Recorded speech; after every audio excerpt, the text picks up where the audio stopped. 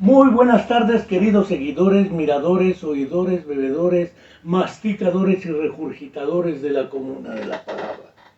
Nuevamente, como cada semana hacemos, tenemos un programa, esta ocasión, acompañados del arquitecto, porque es arquitecto, pero antes que arquitecto es poeta, yo lo conocí mucho antes de que fuera arquitecto, poeta, porque éramos viejos amigos, su padre y yo, con el padre de otro amigo en común, don Manuel Francisco Aguilar García, compadre de tu papá era, ¿no? Sí, Manuel. Manuel Aguilar, Manuel, padre, sí. seguro. Y entonces esta ocasión vamos a hablar más que de arquitectura, porque aunque es parte de sus pasiones, hablaremos de poesía porque es otra pasión que ha tenido reconocimientos al respecto, ha escrito Cuando los miedos se encuentran, creo que recibió un premiezote. Cuando los miedos se miran. Cuando los miedos se miran. Sí, cuando los miedos se miran. Si se encontraran los miedos fuera peor para los miedos, ¿no? Así parece. No quiero de todas maneras de dejar de recordar que se cumple una semana más y como sistemáticamente venimos haciendo, no sabemos aún nada de los 43 jóvenes de la Escuela Normal Rural Raúl Isidro Burgos de Ayotzinapa en Tixla de Guerrero, aunque el subsecretario de Gobernación Alejandro Encinas ya dio otra explicación que parece ser ahora sí la verdad histórica, pero sin justicia y sin los otros elementos, nada claro está aún. No quiero dejar de enviarle un fraterno saludo a Angélica Rodríguez Monroy, mamá de Viridiana Anaída, alumna de nuestra facultad desaparecida en contra de su voluntad, naturalmente, hace ya casi una década, y su pareja sentimental asesinada en el lugar de los hechos. Una vez hecho esto, quiero comenzar leyendo de palabras en el muro, con dedicatoria para mi amigo, antes que poeta y arquitecto, César Carrizales. Cuando el ángel terrible embiste al poeta con su cornamenta oscura, entre la hiedra y la sangre, asoma un rostro de asesino pálido que aplica a la obra de arte su melancólico ojo de vidrio. Al anochecer, cubre la calva, sueña con los ejemplos olvidados del arte de antaño y tiembla su diminuto corazón entre la manada de críticos literarios ultramontanos y feroces. Animales de sangre fría, en su lecho de condenados tosen y expectoran, como muertos a quienes se olvidó enterrar, lampiños e inconclusos, pero severos como empresarios funerales. Apiadaos entonces del poeta, del desarreglo de sus sentidos, que no es sino una nueva organización de los sentidos que preconizará un día aquel fascinante piojoso de las adenas al que nunca pudieron perdonar esos bribones. Mahfoud Masís, poeta chileno de su obra poética, me da la entrada para lanzar dos preguntas al vuelo que iremos tratando de elucidar, porque si no lo dejo hablar, ¿para qué lo invito?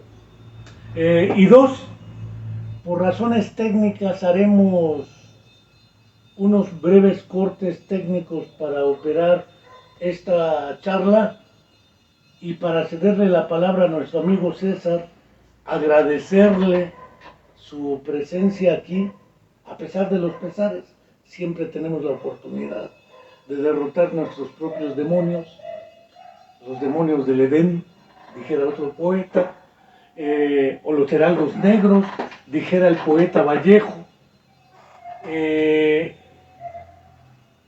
¿Cómo te hiciste poeta? Yo sé que tu papá también escribía, aunque no le conozco poesía, literalmente le conozco el estilo ensayístico y pedagógico, sobremanera. Pero, César, ¿cómo te salió de dentro la poesía? Bueno, Antes que nada, gracias por la invitación. Nos conocemos desde hace ya bastantes años y he leído tus trabajos, tú has leído los míos. Me dices poeta antes que arquitecto, te digo poeta antes que psicólogo. Pienso que decir poeta es decir algo que tiende paradójicamente a una claridad. Paradójicamente a una claridad. Lo que me habías comentado de si el poeta nace o se hace, en este caso si yo pues nací o... Creo que, como dice William Faulkner, 99% de talento, si es que lo hay, 99% de trabajo y 99% de disciplina. Uno se hace, evidentemente. Y pues empecé como cualquier persona. Creo que la poesía, así como no hay un pueblo que no tenga poesía, no hay, pienso, una persona que en algún momento de su vida suelta unos versos. Suelta unos versos. Y así sucedió conmigo, solté unos versos. Evidentemente, sí, en mi casa de mis padres había una biblioteca, hay una biblioteca, y ahí estaban los libros de Neruda, Walt Whitman, grandes poetas que yo empecé a leer y que poco a poco me fueron influyendo hasta que decidí ser poeta, o mejor dicho, intentar serlo. No, ser poeta de pronto es mucha presunción. En Facebook pongo arquitecto y poeta. Creo que me voy a quitar lo de arquitecto, voy a dejar poeta, pero creo que ahora voy a eliminar también lo de poeta y voy a poner solo intento de poeta. Es curioso, Efraín Huerta en su estampida de poemínimos, porque era Sí. el cocodrilo Huerta, un gran Sí. poeta que Sí. escribía poemas muy breves, decía: solo a fuerza de escribir poesía se deja de escribir poesía a la fuerza, que es parte de ese 99% de esfuerzo, disciplina y trabajo. De otra manera, Sí. no hay poeta, aunque la poesía creadora está dentro de uno, dices. Sí. Sí. Bueno, está dentro de uno, pero está fuera. ¿No? Adentro está esa fuerza, esa energía, pero así como la lengua está afuera, claro, está dentro, pero en principio está afuera, la poesía está afuera, porque se necesita leer mucho. Ahí están los grandes poetas o los grandes artistas. Uno tiene que seguir, la herencia es fundamental. Hay una frase que me gusta mucho, dice, para ser moderno hay que actualizar la herencia. Y eso, se necesita la herencia para poder escribir como debería de serlo. Hay una frase de Hemingway. Hemingway dudaba de su talento y se decía a sí mismo: solo tienes que escribir la frase más auténtica que puedas. Y así, de frasecita en frasecita, pues llegó a construir una obra verdaderamente poderosa. Es curioso lo que señalas, porque recuerdo también a Juan Carvajal, que tenía sus aforismitos, que después lo hizo libro. En uno de sus aforismitos decía: no basta ser buena onda y bien amoroso para escribir un buen poema. Hace falta el trabajo y la disciplina, Claro, claro. porque de otra manera la buena hondez no garantiza un buen poema. Así es, así es. Y más que un buen poema, hay que pensar en una obra. El problema de la educación, por ejemplo, es que está muy centrada en los valores cognitivos. ¿Cómo escribo un buen poema? cómo soluciono una fórmula, cómo hago una buena pintura. Pero una buena pintura no es una obra pictórica, un buen poema no es una obra poética, y lo que empuja a la cultura precisamente son las obras. Entonces, una enseñanza de los valores no cognitivos, como acabas de decir, la disciplina, templanza, fortaleza, son mucho más importantes, porque la debilidad, la flaqueza llega en cualquier momento, más si es poeta, porque la decepción está cada rato, en cualquier esquina hay una decepción, empezando porque no hay muchos lectores, nunca ha habido muchos lectores de poesía. Y sin embargo, decía el poeta y sacerdote Ernesto Cardenal, en uno de sus famosísimos epigramas: muchachas que algún día leáis emocionadas estos versos y soñéis con un poeta, sabedlo, los escribí para una como ustedes y fue inútil. La decepción y la duda. Bueno, sí. Aunque en ese sentido, porque en otro sentido es muy útil. Una vez conocí, estuve con este poeta, Ali Chumacero. Sí. ¿No? Fue él a Sinaloa, yo lo busqué, sabía que le gustaba la cerveza, lo invité a una cantina, iba yo con otros amigos poetas, no pudo asistir, pero nos dijo: no se preocupen, aquí tengo 2 whisky.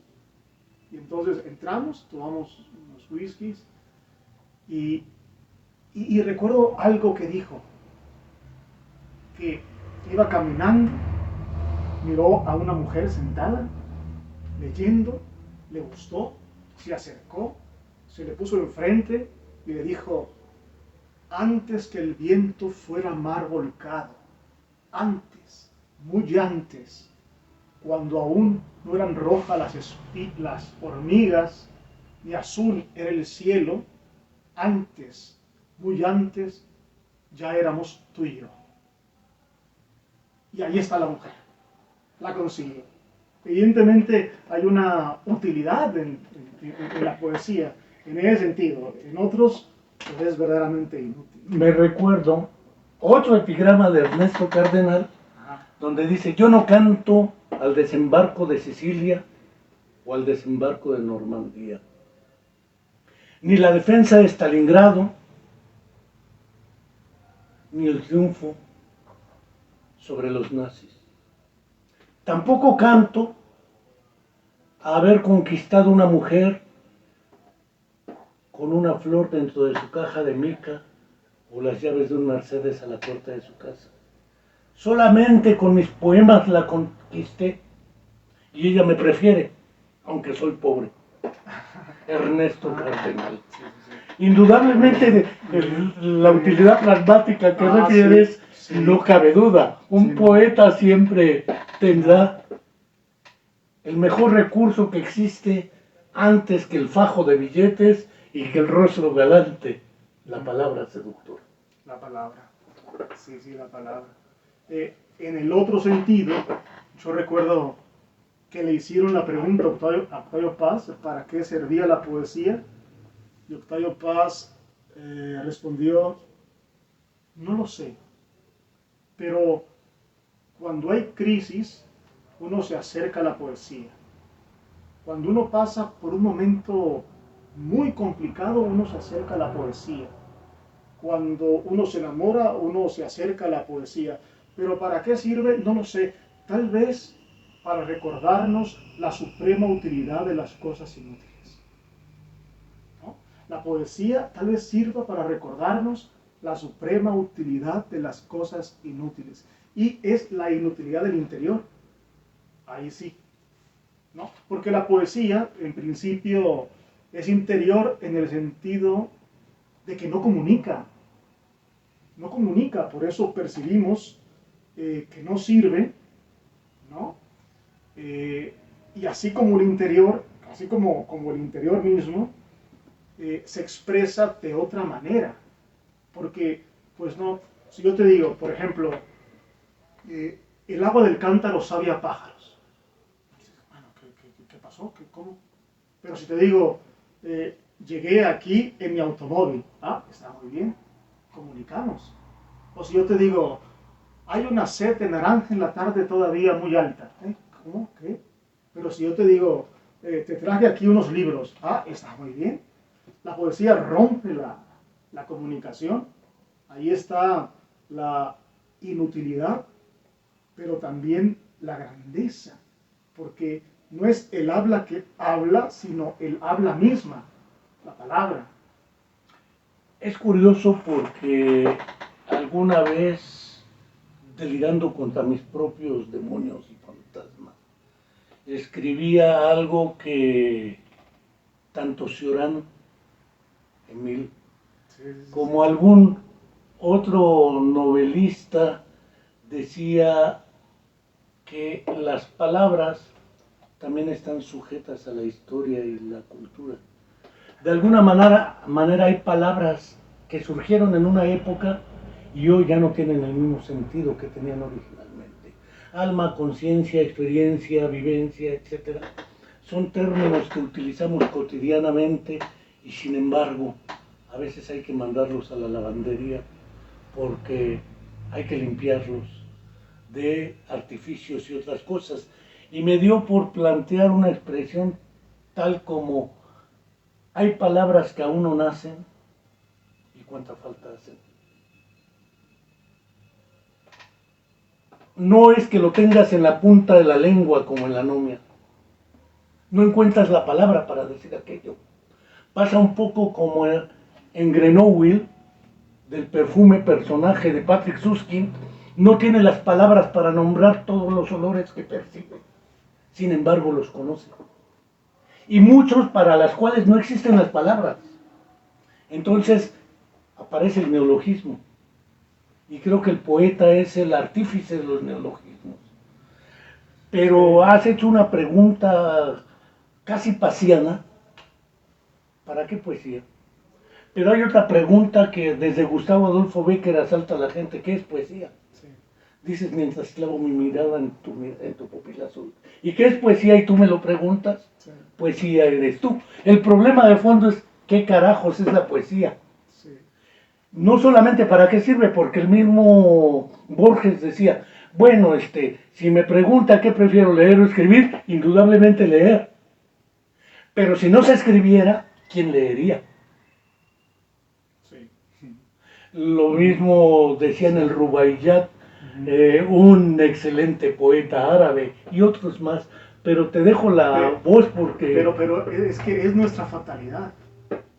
La poesía como la palabra es nuestra fatalidad. El signo lingüístico es arbitrario. El signo lingüístico, la palabra no toca las cosas. Saussure de por medio. Saussure de por medio. Hay unos versos de Paz que dicen: y el árbol, a punto de decirme algo, cayóse.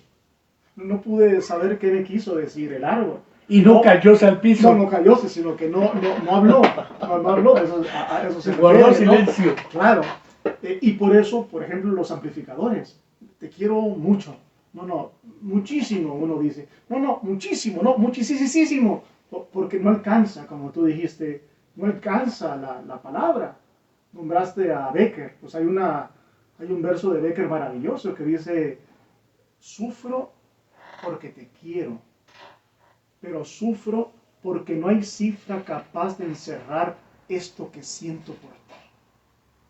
Y efectivamente no hay palabra capaz de encerrar eso. Es inmarcesible. Causa su sufrimiento. No, mucha gente ha querido suicidarse por estas cosas. Pascal y el miedo al vacío, el infinito, Martin Buber, cualquier persona con un poco de sensibilidad, si piensa en cómo la palabra no toca las cosas, es para deprimirse. Y no quiero hablar de depresión. No, pero de todas maneras la palabra... Pero es maravilloso. Es lo único que toca al ser humano. Claro. Para bien o para mal. Nuestro mundo intermedio, como decía Humboldt, ¿no? Entre el mundo que está allá y este mundo que está acá, hay un mundo intermedio, que es el mundo verbal, y ahí estamos. Todo es una configuración lingüística de la realidad. Y sin embargo la palabra no basta. Ahí Te está. refieres a Wilhelm von Humboldt y no a Alexander von Humboldt. Sí, el estructuralista. Claro que sí, y lingüista. Sí. Mira, es curioso, me recordó a un poeta Ibn Hazm de Córdoba, aquel que hubiera escrito por el periodo de Mahoma, El collar de la paloma.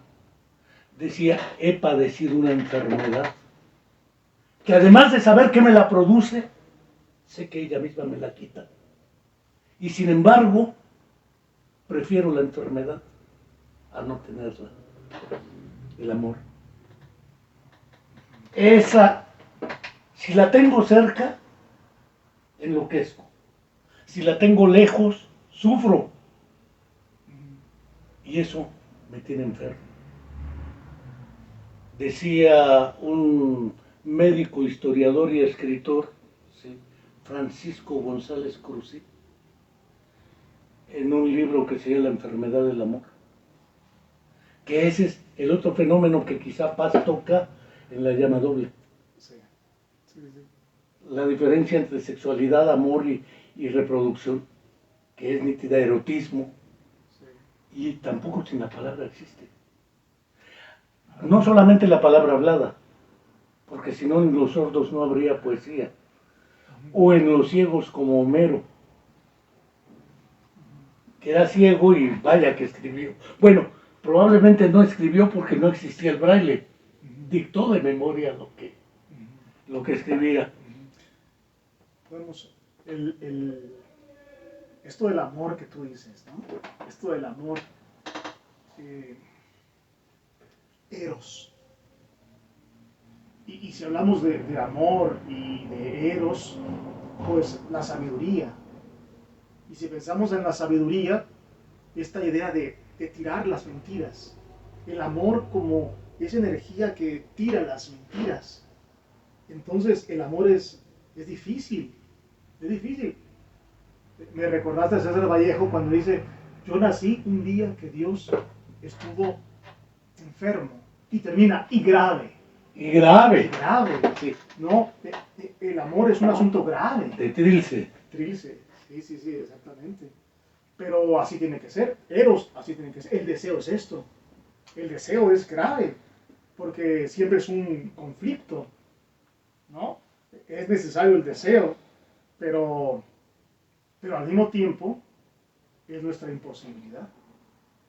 Y aquí deseamos mucho en México, porque hay una derivación de la palabra deseo en desiderium, que significa que está en contacto con la palabra desidia, es decir, el que está mucho tiempo en el deseo sufre de una pereza, y esta pereza ocasiona pues ansiedad, depresión, ese tipo de cosas, y los mexicanos nos la pasamos deseando, tiramos una moneda en la fuente y pide un deseo, una estrella fugaz y pide un deseo. Oye, una pestañita, ¿dónde está? ¿Arriba o abajo? Pide un deseo. Y en este desear, nos disolvemos. El amor es grave. Pero también es odio. Pensemos en Perros mil veces perros de Efraín Huerta, dedicado a los Estados Unidos después de la invasión a Guatemala, 1962, sobre el cual hasta Adolfo Mechiac hizo el famoso cartel de libertad de expresión con las cadenas aquí, a propósito de la invasión de la hermana de Guatemala. Perros mil veces perros, maricones de MacArthur, condecorados de Corea, babeáis, hambrientos y sedientos, solo salvéis hincar los dientes sobre la carne. Malditos sean, perros mil veces perros. Es un fragmento, un poema impresionantemente largo, o la incitación al nixonicidio en puro terceto de Pablo Neruda después del problema de Vietnam y toda la intervención en América Latina. También es parte del odio. Sí. Aunque, bueno, esto, no sé, lo percibo un poquito, y no se caerá a veces la poesía. Es que a veces... En esos momentos, cuando el grito ya es tan inmediato. Es que las palabras a veces se caen en pedazos. Entonces no tienes otra tarea más que reconstruirlas con un poema. Porque las palabras caídas al vacío son nada. Decía Elías Nandino, aquel personaje cardiocirujano además, porque era médico también. Elías Landino decía, a veces me sucede que llego en la noche, recuesto mi cabeza sobre la almohada y todo aquello que en el día quiso ser poesía queda atrapado en la cárcel de los sueños. No hubo palabras para decirlo, se le cayeron. No tiene las palabras para expresar lo que el día quiso ser poesía. Y termina en el deseo o en los sueños, dijera el buen Sigmund Freud en su interpretación de los sueños. Pero el problema de la poesía sigue siendo el problema del humano, porque no existe otra especie que la poesía. No lo existe. Entonces, además los poetas empezaron bien jóvenes. Quizá el único que empezó viejo, porque en Versos y Oraciones del Caminante, en el poema Escuela de León Felipe, él dice que él llegó a los 28 años a su primer encuentro poético. Y llegar a los 28 años es como Arthur Rubinstein llegar después de los 25 años al piano y ser el mejor intérprete de Federico Chopin. Entonces, tú empezaste chamaco. Neruda empieza a los 18 años. Vallejo empieza a los 18 años con los Heraldos Negros. Verlaine empieza muy joven. Rimbaud empieza joven. ¿Tú a qué edad empezaste? Sí, los poetas ¿Qué te empujó? Los poetas son tempranos, ¿no? Los poetas son tempranos. Pues igual 15, 16, 17, pero primeras publicaciones 19, por ahí más o menos. El poeta es temprano. Cuando te das cuenta que no lo alcanzas muy bien, entonces te avientas a escribir un cuento, ¿no? Y si de pronto no te sale muy bien, pues continúas con una novela. Y si de pronto no sale muy bien, pues ya hacemos crítica literaria, ¿no? Pero, digo, lo he escuchado, ¿no? A tono de broma, pero el poeta es temprano. El poeta es temprano. Es curioso porque estamos saliendo de la poesía para entrar al poeta, que no es lo mismo. No. Porque tú decías, no utilizaste el terminejo remedo, pero sí utilizaste el término de el que desea ser poeta. Y bueno, además. Pero hablar de entre remedos e intentos de poeta, decía el buen Vinicius de Moraes, el poeta es el eterno doliente. Aquel que se encuentra clavado por los extremos intangibles del alma. El poeta llora. Sí. Llora con lágrimas amargas. Sí. Sufre la ausencia del ser amado. Sí. Pero el poeta azota la puerta con sus palabras arrojadas al viento. Otro fragmento. El poeta. Pero el poeta no está subordinado al poema. El poeta tiene una dimensión más tentacular, ¿no? Porque hay grandes cuentistas y uno dice, esto es un gran poeta. Las novelas de William Faulkner. William Faulkner es un gran poeta. Hemingway, ¿no? O un pintor. En la antigüedad los artistas eran los poetas. El poeta igual a aquel que hace cosas bellas, poiesis de creación. Poiesis, evidentemente. Entonces el poeta es una energía desencadenada, ¿no? Se desencadena del poema, es lo que toca. Pues bien, queridos seguidores, oidores, miradores, etcétera, de la Comuna de la Palabra. Nuevamente y recomenzando nuestra charla con el buen César Carrizales Cepeda, recuerdo una anécdota. Recién fallecido tu papá, me hablaste y te contestó mi hijo. Le dijiste, soy César Carrizales. Dice, oye, ¿cómo? No es su hijo, tranquilo, no pasa más. Escribir, la otra cuestión. Porque a veces la poesía no se escribe, Homero no la escribió. La pensó y la dictó. ¿Se piensa primero la poesía o en el acto de escribir se crea? Porque el problema es, otra vez Paz lo dice, Borges mismo lo dice, Leopoldo Lugones, Se lo leí a Nicolás Guillén, poeta cubano, negro, aquel de látigo, sudor y látigo, o aquel que yo lo vi. En la cantina del puerto un soldado americano me quiso dar con la mano a mí que soy soldado cubano. Yo lo vi. Y en la cantina del puerto allí quedóse muerto el soldado americano. Yo lo vi. Ese Nicolás Guillén decía también, es que uno no primero piensa todo el poema y luego lo escribe. Porque además uno lo escribe y luego rosca el papel al bote de la basura. Como el mismo Oscar Wilde hacía. Él decía que escribía y nada le gustaba y todo lo tiraba. Siempre la duda con la que empezaste hace un rato. La frustración o insatisfacción, esto no quedó como yo quería. Y entonces lo va rehaciendo. ¿Cómo se hace la poesía? No hay recetas, indudablemente. No, pero indudablemente la escritura es fundamental. La escritura es fundamental porque, claro, Borges decía que la poesía era portátil. Era portátil, aquí la tienes. Sí, sí, pero es portátil un verso, 2 versos, 3 versos, pero y más. La escritura es fundamental porque gracias a la escritura uno puede someter a expurgo por la conciencia lo que estás escribiendo. Y este razonamiento, donde borras, sustituyes, vuelves a borrar, mejoras, evidentemente sucede de mejor manera gracias a la sintagmática de la escritura. La escritura es fundamental.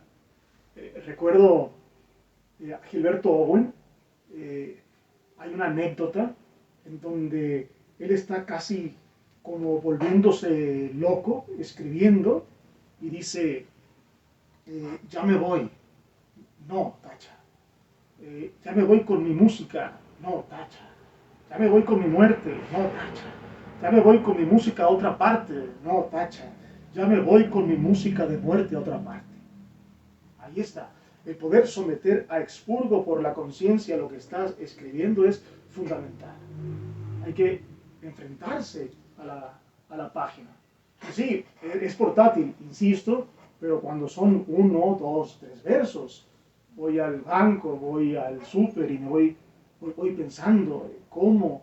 Pero la poesía, puesto que en esencia trastoca las palabras, es muy complicado aquí construir líneas y líneas y líneas y luego pasarlo a la página casi de manera intacta, ¿no? Como un toque divino.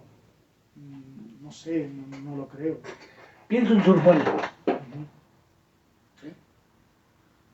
No sé qué tanto sometiera a la técnica.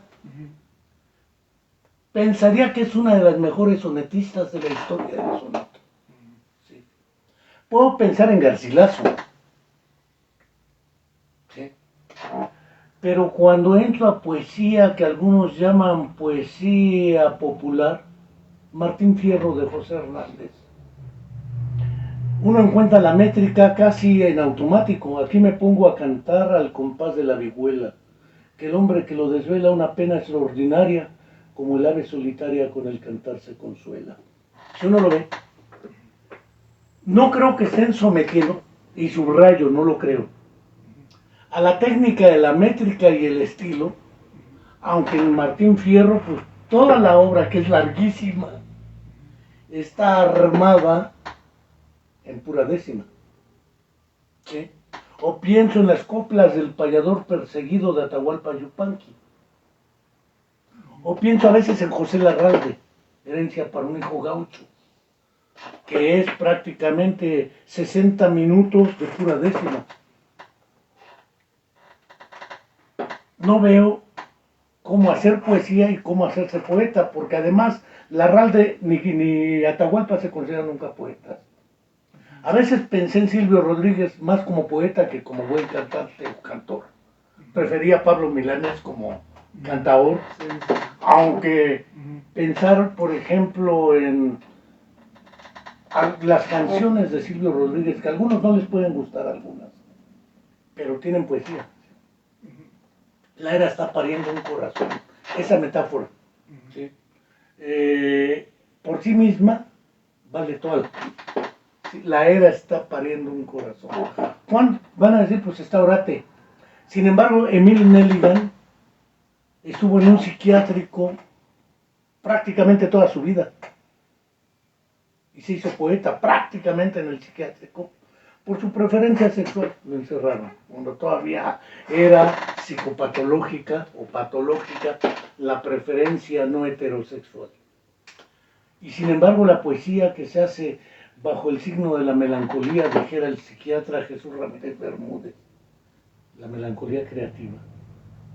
¿Qué tanto concibes que el poeta tenga que ser melancólico, depresivo, ansioso, angustiado, o como dijera el escritor Rafael Pérez Gay, atrapado por el síndrome de los tecolines, ansiedad, angustia y desesperación?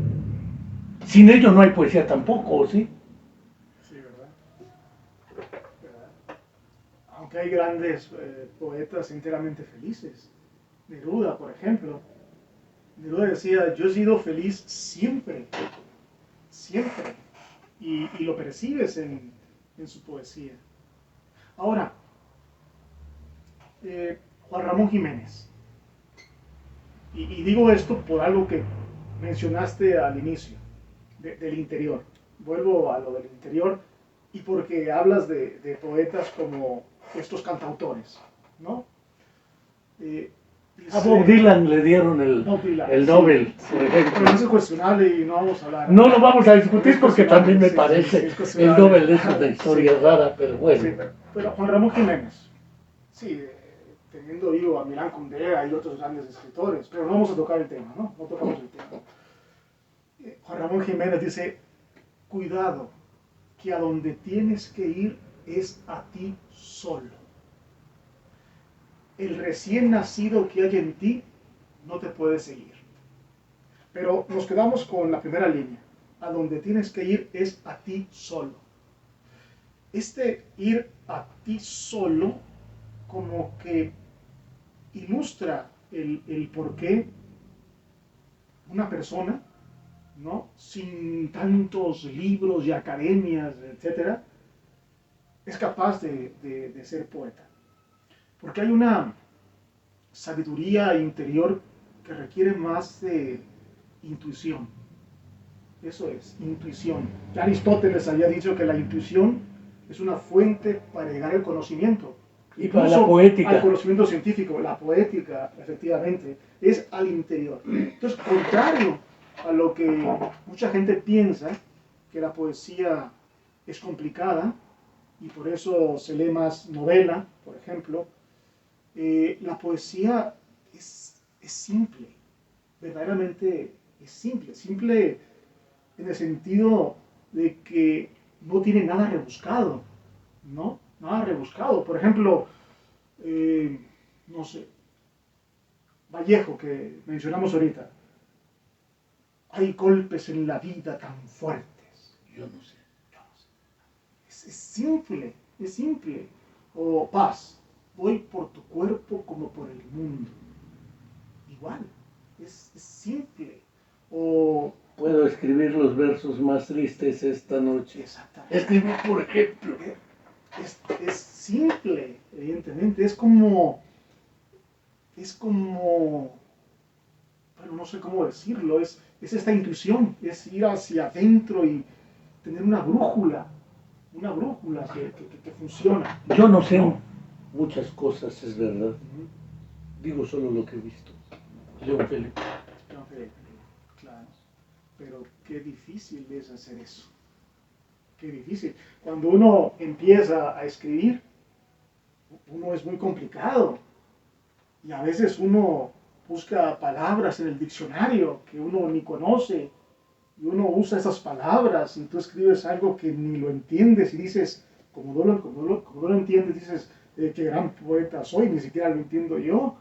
Pero uno no ha entendido No, ya después te sueltas con esta simplicidad y ocurre la poesía.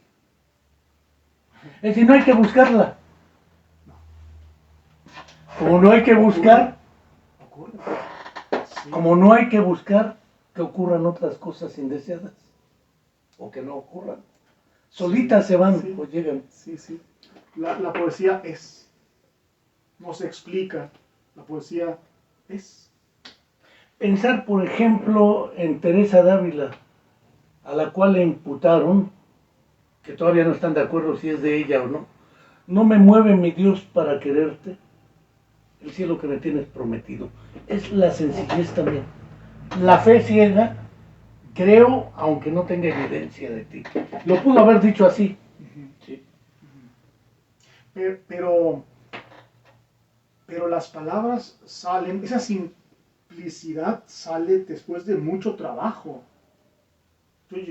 Otra vez volvemos al tema anterior. Después de borrar y borrar y borrar y borrar y reconstruir, uno puede llegar a esta simplicidad. Miguel Ángel. Miguel Ángel hacía un boceto y otro, cientos de bocetos. Y no le satisfacía. Y al final llegaba a algo tan sencillo y eliminaba los bocetos. Porque pensaba que el arte debía de mostrarse como si hubiese nacido de una manera espontánea. Pero para llegar a eso, a esa simplicidad, sí hay un verdadero trabajo.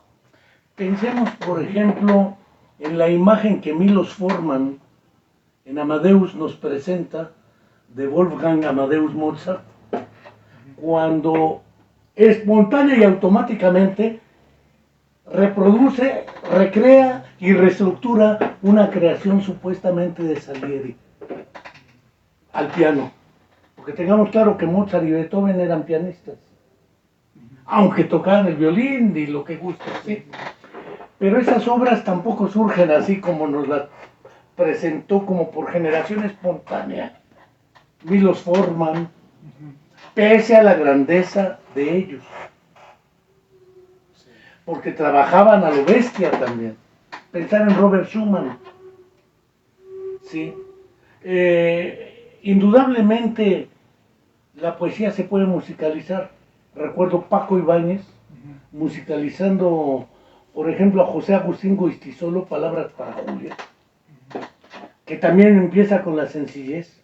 Tú no puedes volver atrás, porque la vida ya te empuja como un aullido interminable. Te sentirás acorralada, te sentirás perdida o sola. Tal vez querrás no haber nacido. Pero tú siempre acuérdate de lo que un día yo escribí pensando en ti. Si no es cada verso la sencillez, entonces ¿qué es? Pero el poema no es la sencillez. Pensar en Serrat, otro caso, ¿sí? O pensar en Víctor Jara y algunos poemas que sacaron a la luz.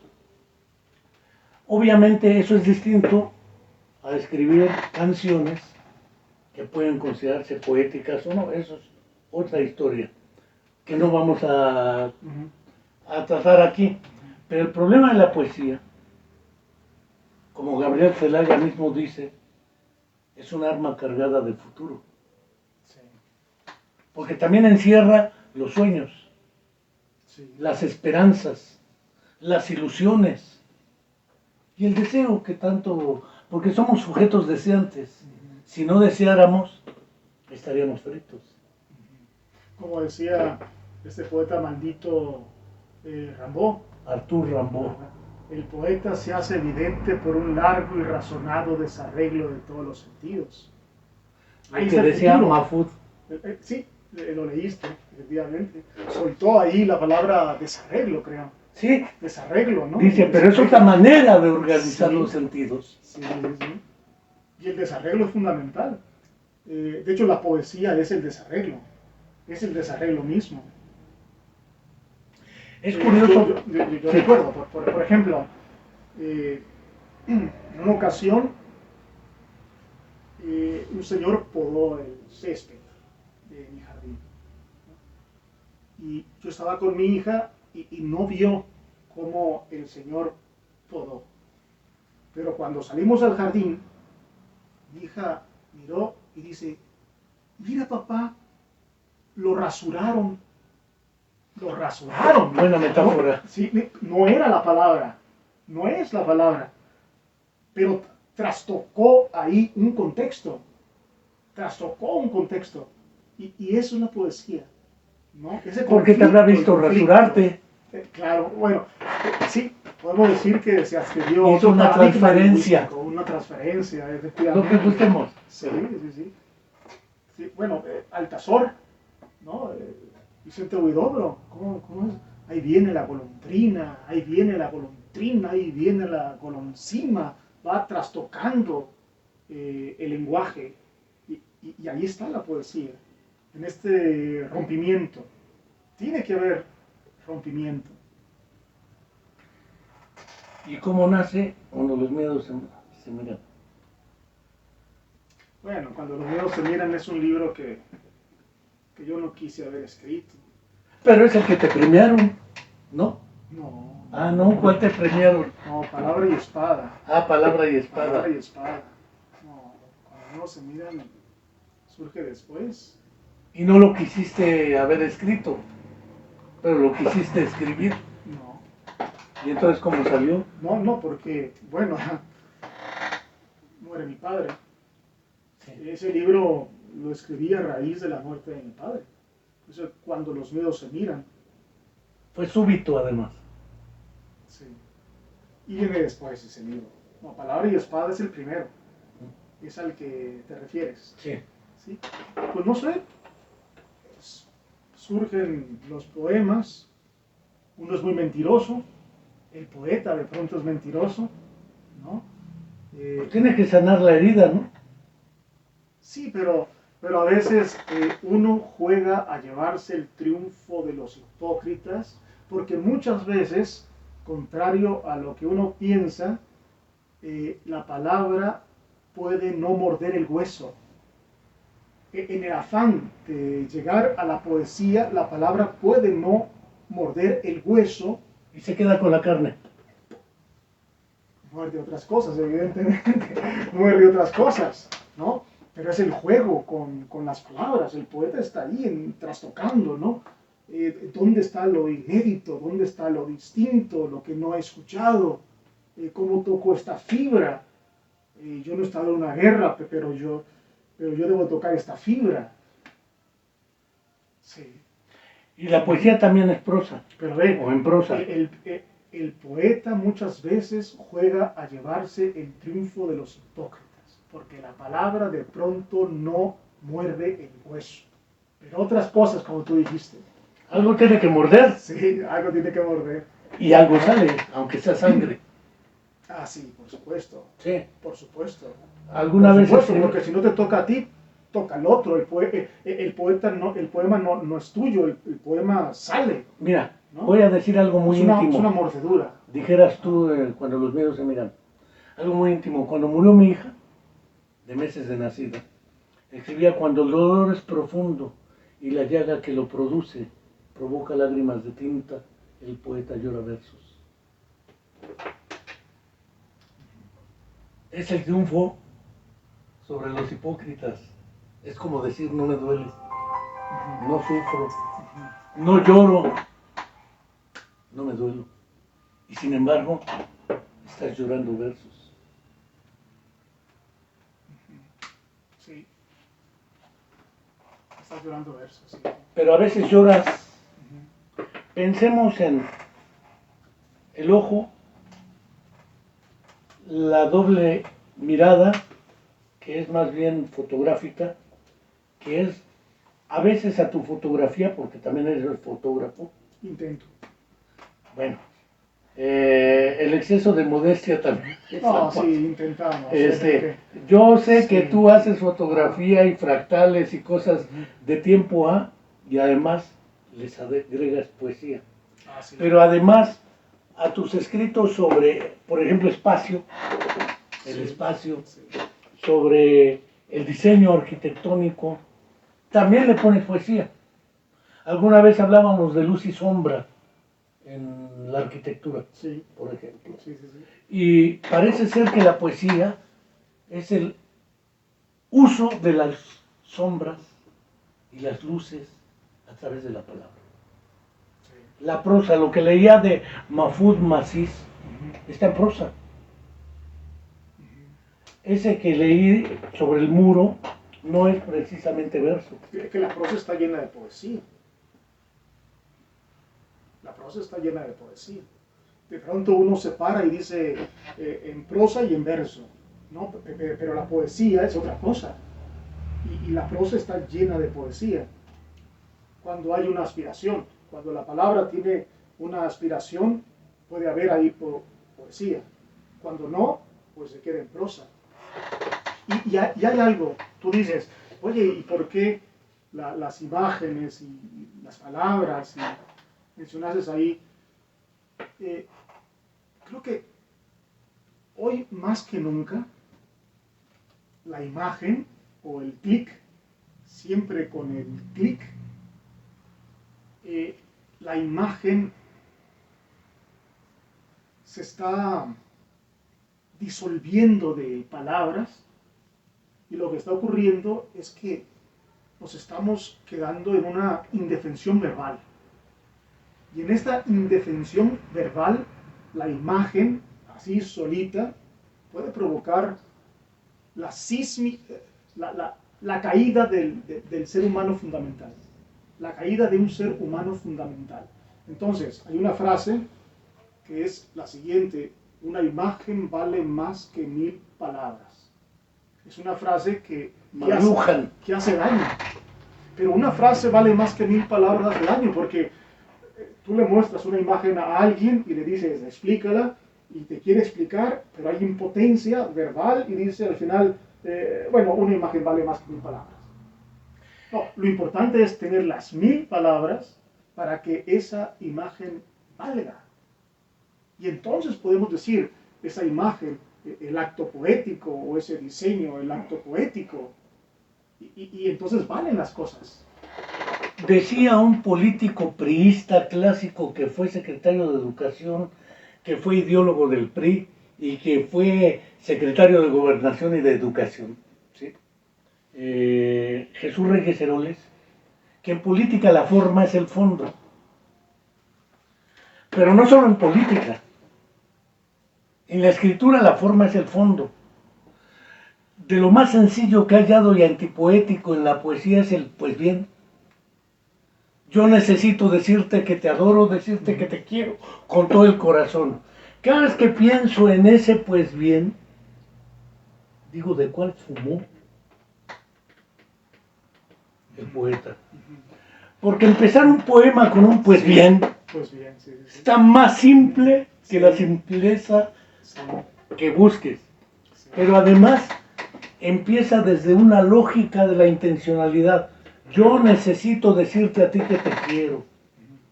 Decirte que te adoro con todo el corazón, que es mucho lo que sufro, que es tanto lo que lloro, bla, bla, bla, bla, bla. El problema es la simplicidad que señalas. Es transformada a partir del principio gestáltico de que el todo es diferente a la suma de las partes. No es un problema algorítmico, computacional, que te junte palabras y haga un poema.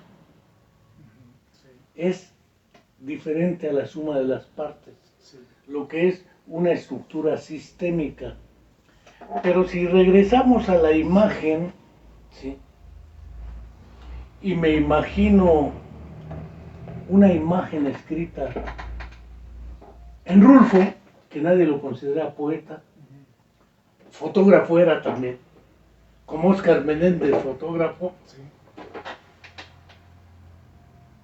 Esa idea de decir, diles que no me maten, Justino, anda, ve y diles que no lo hagan por caridad. Si no es poesía, ¿qué carajos es? Ese inicio del cuento del llano en llamas, ¿sí? Diles que no me maten. Sí. Pero la forma es hecha por el fondo. Es como dices, la suma de las partes es el todo, la proporción. ¿No? La forma es hecha por el fondo. La palabra forma viene de la palabra eidos, que es idea. Es decir, idea, fondo, figura, o imagen, imagen sí, son la misma cosa. Y si nosotros pensamos en la imagen, o en la palabra, que la palabra es una imagen, son imágenes, o en la imagen poética, estamos hablando de forma, figura y fondo. Pero en principio, que estas cosas son bellas. Y cuando decimos que son bellas, es que la forma hecha por el fondo, es eso, fondo, belleza, belleza. Pero de pronto estamos aquí y la gente usa la belleza de una manera superficial, la forma de una manera superficial, ¿no? Vemos las formas y pensamos que las formas son una cosa y que los fondos son otra cosa. Recuerdo a Hegel que decía de la belleza es la manifestación sensible de la idea. Quiere decir que una forma es bella porque ahí está la idea. Ahí está la idea. O Heidegger que decía, la belleza es la forma de brillar de la verdad. Si yo digo, esa forma azul es bella, es porque hay una verdad ahí. El azul no es bello por ser azul, sino por la verdad que configura el azul. Ese es el punto. Es curioso, voy a hablar de el poeta, no el filósofo, Adolfo Sánchez Vázquez, que también era poeta. Él dirigió en la Guerra Civil Española la revista de poesía de los republicanos, bien joven. Alguna vez lo entrevisté y el hijo de Cosic, Antonín Cosic, el filósofo, me publicó el artículo y le preguntaba precisamente ello, ¿qué es la belleza en la guerra? Dices que la belleza no está en el alma, está en los propósitos. Yo puedo ver bello al muerto que he matado porque defendía la libertad. Y puedo ver doloroso el muerto que mató la falta de libertad. El problema de la belleza es también un problema de la estética. Sí, sí. Y no siempre la estética, quizá hegelianamente dicho, viene del espíritu. A lo mejor me estoy alineando más hacia el barbudo Marx, la idea de que el espíritu también es una manifestación del ser, o la conciencia es una manifestación del ser, y no a la inversa, el ser de la conciencia. Pero tampoco nos vamos a meter ahorita a la cuestión filosófica. Pero en el poema Escuela, León Felipe, recuerdo muy bien cómo empieza. Oí tocar a los grandes violinistas del mundo y me quedé maravillado. A los grandes virtuosos. Y me quedé pensando, si yo tocase como un virtuoso, pero no tenía escuela, ni disciplina, ni nada, entonces no podía ser un virtuoso. Y me fue por el mundo a llorar mi desdicha. Anduve, y en los fragmentos visité los leprosarios, y termina, y ahora me doy cuenta que estoy aquí sentado entre los grandes y virtuosos violinistas del mundo, pero sobre todo con la imagen de que solo el virtuoso puede ver un día frente a frente la cara de Dios. Esa idea de tocar la deidad, la belleza, la felicidad, aunque sea en el dolor, aunque sea en la tristeza. Sí. Las flores del mal. Tocar las flores del mal, o pensar en Nelligan, o pensar en Rimbaud, o pensar en Cioran, en Marina Tsvetaeva y otra serie de personajes que terminaron muriéndose, estaba La Plata, y vamos descubriendo que no todo es dolor, y que como dijeran que dijo Borges, porque la vida está hecha de instantes, unos buenos y otros malos. Si volviera a vivir, es de que después le atribuyeron a García Márquez el muñeco de trapo, que él dijo, yo no escribo esas porquerías. Haya sido como haya sido, el problema de fondo es regresando a las tres vertientes: la poesía, el poeta y el arte. O la escritura. Federico García Lorca decía, la verdad no se dice más que en verso. Si escuchamos a Rubinstein y tú dices, qué belleza, algo se ha configurado lingüísticamente en ti. Algo se ha configurado lingüísticamente en ti. Aunque estás escuchando al piano a Rubinstein, algo se ha configurado. La verdad no se dice más que en verso. Esa verdad que te levanta, que te hace caminar, pero que está envuelta en la atmósfera de la educación, de lo que no daña, de lo que sana, de la vertical, aún las flores del mal o una temporada en el infierno, ¿no? Aún allí, eso que daña, en la literatura no daña, en la literatura es una vertical, es una vertical. Sí. Pensar la antipoesía. Sí. La antipoesía es una vertical. Sí. Lo que daña, lo oscuro es perfecto ahí y te hace caminar hacia eso.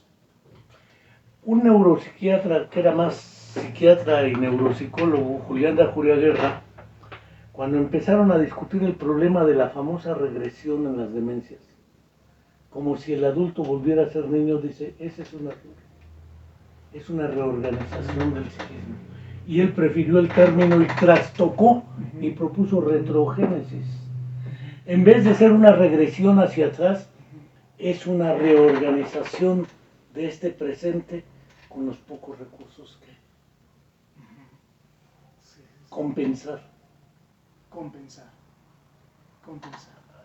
Por eso dice, es un proceso retrogenésico, porque parece que vas para atrás, pero compensas y recreas. Es otra forma de reorganizar los sentidos, decía Mahfoud. Y no es poeta, no es ni fue ni aspiró a ser poeta el buen Julián de Ajuriaguerra, aunque vivió todo el tiempo en Ginebra, desde que escapó de la guerra civil española del País Vasco. Paró con Lacan y con Verlaine y con Artaud, precisamente en Ginebra, en el psiquiátrico de Belair. Pero en el fondo, entonces pudiéramos pensar que la poesía es un arma cargada de futuro, decía Gabriel Zelaya, pero la poesía puede ser benéfica y maléfica. Puedes incitar al nixonicidio en tercetos, como hizo Neruda, o puedes hacer un canto general para América, como hizo Neruda. Puedes hacer unos heraldos negros, como hizo Vallejo, o puedes hacer, amada mía, en esta noche tú te has crucificado sobre los dos maderos curvados de mi beso. En cualquier forma, es una forma bella. William Carlos Williams, ¿no? Es verdad que no podemos sacar noticias de los poemas, pero todos los días la gente se mata porque no tiene eso que tienen los poemas. Así sea un poema oscuro o luminoso, etc. Es la vertical de la que hablar. Pensar, yo no sé muchas cosas, es verdad, lo repito. Solamente digo lo que he visto. Y he visto que la cuna del hombre la mecen con cuentos, que el llanto del hombre lo ahogan con cuentos, que los sueños del hombre los apagan con cuentos. Yo no sé muchas cosas, es verdad, pero no me contéis más cuentos, que ya me sé todos los cuentos. ¿Y quién prescribía que no se debe repetir la misma palabra en un poema cuando León Felipe repite aquí cuentos hasta el hartazgo? O como hizo en el famoso poema del tiempo Renato Leduc, sabia virtud de conocer el tiempo, a tiempo amar y desatarse Es que a lo tiempo. peor es el sinónimo. El sinónimo está para saber si usas tal palabra o usas otra palabra. Como dice el refrán, dar tiempo al tiempo, Claro, que de amor y dolor claro. alivia el tiempo. Sí, sí. Aquel amor a quien amé des tiempo, etc. Borges decía eso. Decía, si tú escribes cuchillo, por no repetirla, no digas después daga Pedernal. o arma blanca, etcétera.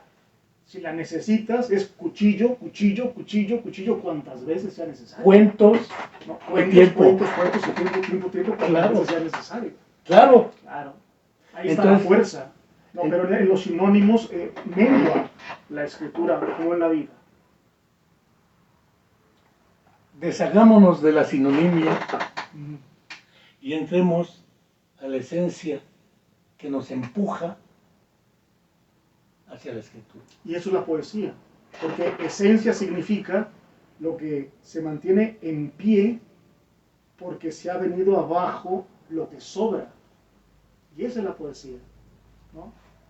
La elipsis, ¿no? El decir con menos palabras lo que cualquiera podría decir con más. Y por eso uno mejora, porque uno es común y uno es corriente. Pero cuando escribes poesía o te enfrentas a la poesía, esa persona que es común y es corriente está haciendo todo por no ser común y no ser corriente. Es la vertical, la vertical. Georg Christoph Lichtenberg, en sus aforismos, que además Christoph Lichtenberg tenía como 17 enfermedades, era hipocondríaco, murió de una de las 17 que no tenía por lo demás.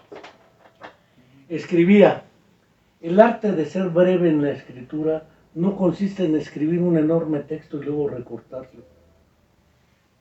Se trata de sacar lo mejor del pensamiento y el sentimiento y aventarlo sobre la hoja de papel. Eso es poesía y es un puerco aforismo de un orate como Georg Christoph Lichtenberg, que dice uno: creo que merece la pena aprovechar este programa para invitar jóvenes y no jóvenes, viejos y no viejos, mujeres y varones a escribir. Y por eso cansa la poesía, ¿eh? Por ejemplo, yo dibujo y me la paso dibujando y digo, tengo que escribir un poema, pero me pongo a dibujar. Y luego digo, no, pero tengo que escribir un poema y luego tengo fotos. Yo digo, sí, pero tengo que escribir un poema.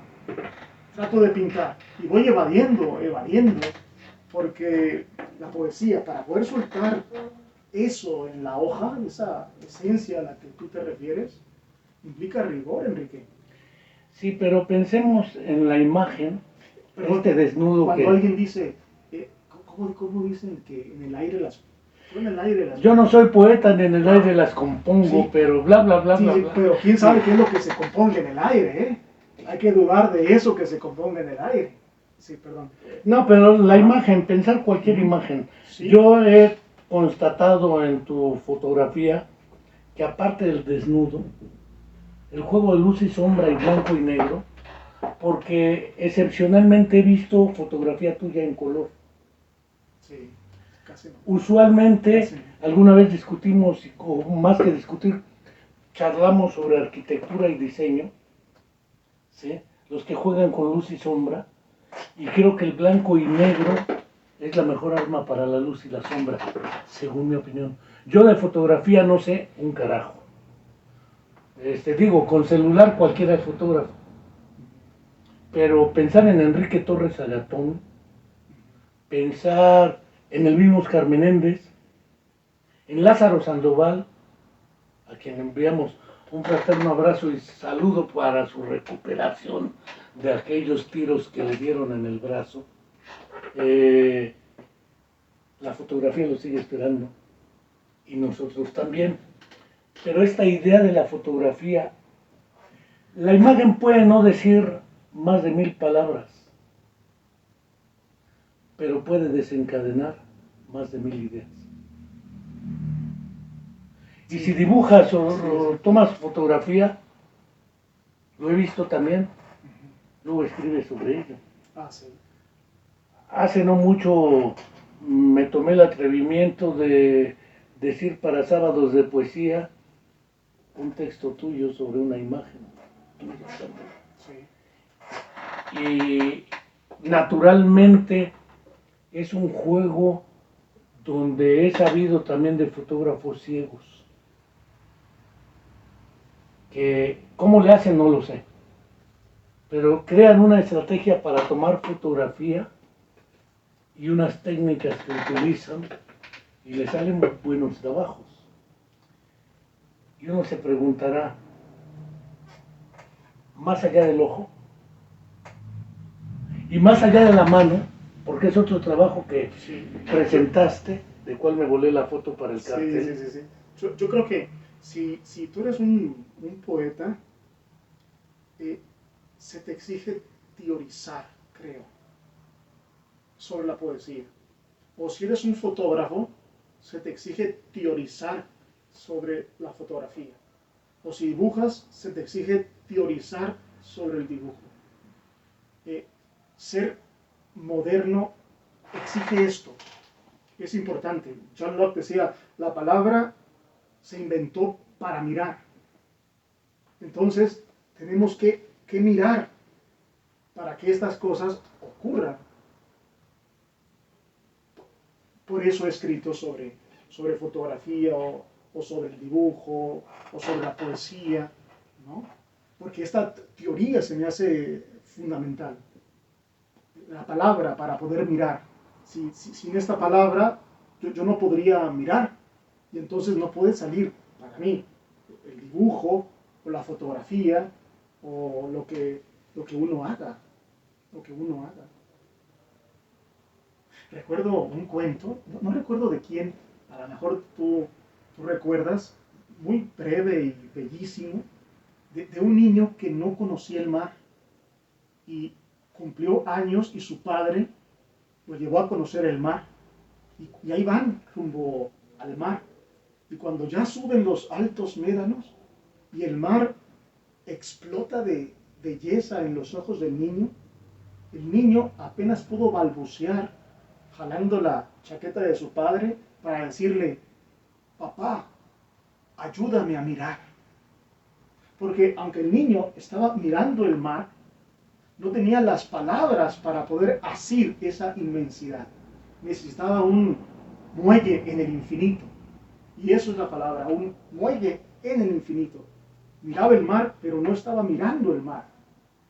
Por eso pienso en teorizar las cosas. Decían un psicólogo que murió ya grande, 104 años, Jerome Seymour Brunner, estadounidense, a propósito de la propuesta de Vygotsky del papel del lenguaje en el desarrollo del pensamiento y el psiquismo, decía es que la palabra es un andamio que te permite escalar los lugares que no alcanzas con el propio cuerpo. No quiso hacer poesía, pero la metáfora del andamiaje en los procesos del aprendizaje es fundamental porque para la pedagogía y el papel de los maestros en el andamiaje de la enseñanza y el aprendizaje es fundamental. Yo creo que por eso la arquitectura va mal, porque en la palabra arquitectura no está la palabra. Es decir, es arquitectura, arqui, conducción, tectura, tectónico. Tal vez si dijéramos arqueología, ya pudiésemos... Arquisofía, excelente. Ya miraríamos mejor, ¿no? Mejores construcciones, hechas de palabras. ¿No? Creo que cuando uno está ante un poema o ante un edificio o lo que tú quieras, debe haber una experiencia pedagógica ahí. Pues mi buen César, llevamos 1 hora y cuarto y me parece que ha sido, según la cara que veo enfrente, sumamente atractivo. No quiero dejar de agradecerte tu tiempo, colaboración, haberla pasado aquí sabrosamente y no sé si quieras decir algo más, además de agradecerte, seguir invitando a nuestros seguidores y no seguidores a suscribirse a nuestro canal de YouTube de la Comuna de la Palabra, que ya pasamos los 700 seguidores. Esperemos llegar a 1.000.000 cuando cumplamos 5 años. Llevamos 4 años, a ver si llegamos al 1.000.000. Excelente. No solamente agradecerte por la invitación, agradecer por estar aquí contigo, con ustedes, y felicitarte por esta labor que es verdaderamente importante. Pues siempre es un placer, César. Seguidores, oidores, miradores, hasta la próxima.